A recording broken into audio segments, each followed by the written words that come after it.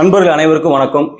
பொதுவா நம்மளுடைய ஆன்மா, உடல், உயிர் எல்லாத்தையும் புனிதமாக்கணும்னு சொல்லிட்டு இருக்கிறாங்க பெரியவங்க.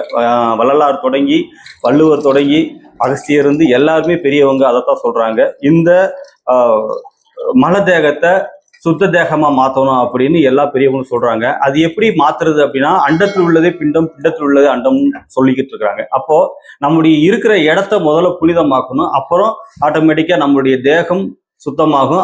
நம்ம தேகம் சுத்தமாயிடுச்சா நம்முடைய ஆன்மா சுத்தமாகும் அப்படின்னு பெரியவங்க சொல்றாங்க. அந்த வகையில வேற எதை நம்ம முக்கியமா பண்றோமோ பண்ணலையோ, நம்மளுடைய ஆன்மீக தலம்னு நம்பிட்டு இருக்கக்கூடிய எல்லாரும் ஒவ்வொரு ஆன்மீக தலத்தை வச்சிருப்பாங்க. இப்ப வைஷ்ணவத்தை வச்சிருக்கிறவங்க திருப்பதியும், சைவத்தை வச்சிருக்கிறவங்க வந்து காஞ்சிபுரம், கைலாயம் இந்த மாதிரியான இடங்களை வச்சிருந்தாலும் கூட பொதுவாக ஒன்றே குலம் ஒருவனே தெய்வம் சொல்லக்கூடிய எல்லா மதத்தினரும் இதுக்கு வந்து சாதி மத பாகுபாடு இல்லாமல் ஒரே தெய்வம் அப்படி சொல்ல வந்த நம்மளுடைய ராமலிங்க அடிகளாருடைய அந்த வடலூரையாவது அட்லீஸ்ட் முதல் முறையாக புனித நகரமா மாற்றணும் அப்படின்னு நம்முடைய வள்ளலார் மிஷன் .org இவங்க வந்து திருவண்ணாமலை ஜானகி சாமிகள் வந்து முயற்சி எடுத்திருக்கிறாங்க. அந்த வகையில அதுல முதல் முன்னெடுப்பாக கையெழுத்து இயக்கம் நடத்துறாங்க. அதனால இந்த கையெழுத்து இயக்கத்துல நம்ம எல்லாரும் சேர்ந்து அதுல ஒரு கையெழுத்து இயக்கம் நீங்க எல்லாரும் சேர்ந்து ஒரு உதவிக்கரம் நீட்டும் பொழுது அட்லீஸ்ட் நம்மளுடைய வடலூரை புனித நகரமாக மாற்றணும் அப்படின்னு உங்க எல்லாரையும் வேண்டி விரும்பி கேட்டுக்கொள்கிறேன். அனைவருக்கும் நன்றி, வணக்கம். மருத்துவ ஜோதிடர் பத்மநாபன்.